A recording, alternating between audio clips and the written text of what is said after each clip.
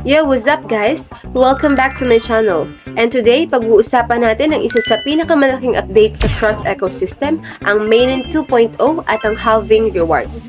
Kung naririnig mo na ang salitang halving pero hindi mo pa rin alam kung ano talagang ibig sabihin nito, don't worry.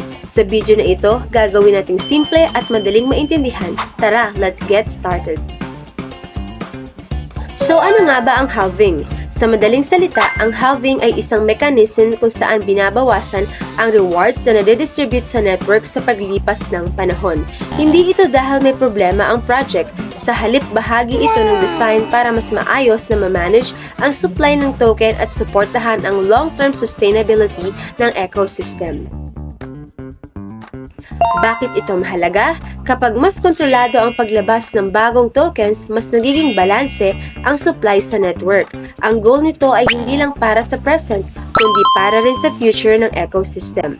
Sa Mainnet 2.0 Cross, ang halving ay isa sa mga hakbang para magkaroon ng mas sustainable at mas matatag na token economy habang patuloy na lumalaki ang community.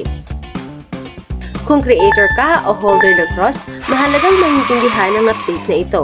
Hindi lang ito simpleng pagbabawas ng rewards. Isa rin itong paraan na may long-term plan ng ecosystem pagdating sa token distribution at network growth. Habang dumarami ang users at mas lumalawak ang ecosystem, ang mga ganitong economic mechanisms ay tumutulong para mapanatiling healthy at balance ang network. Sa kabuuan, ang Mainnet 2.0 ay hindi lang tungkol sa isang upgrade. Isa itong hakbang para sa mas palakasin ang foundation ng Cross ecosystem. At ang halving ay bahagi ng mas malaking vision, isang ecosystem na nakatuon sa sustainability, long-term growth, at mas maayos na tokenomics.